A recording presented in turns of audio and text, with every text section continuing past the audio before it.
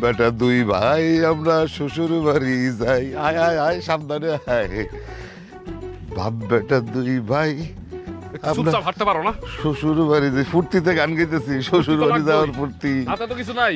এই তোর হাতে জিনিস আছে, সাবধানে আয়, কথা কম। এই যাই সা পড়ছে, এই যে ওই যে আমাকে শ্বশুর বাড়ি। হায় হায় হায় হায়, আরাম তো এটা করলি কি?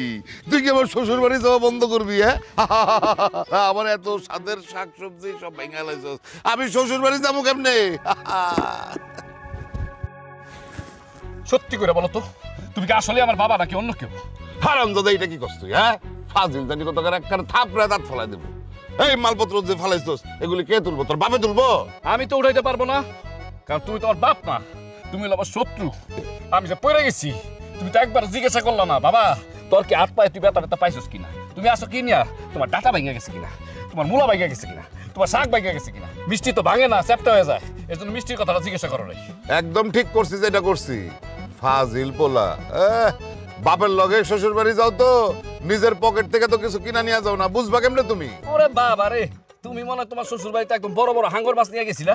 আচ্ছা আব্বা, একটা কথা বলতো, এই যে নারিকেলটা, দুইটা নারিকেল যদি ছিলে আনতা বাড়ি থেকে, কি এমন ক্ষতি হয়ে যেত? আরে বলদের ঘরের বলদ, নারিকেল যদি সিলা নিয়ে আসতাম তাহলে ডাবগুলি ছোট মনে হইতো না।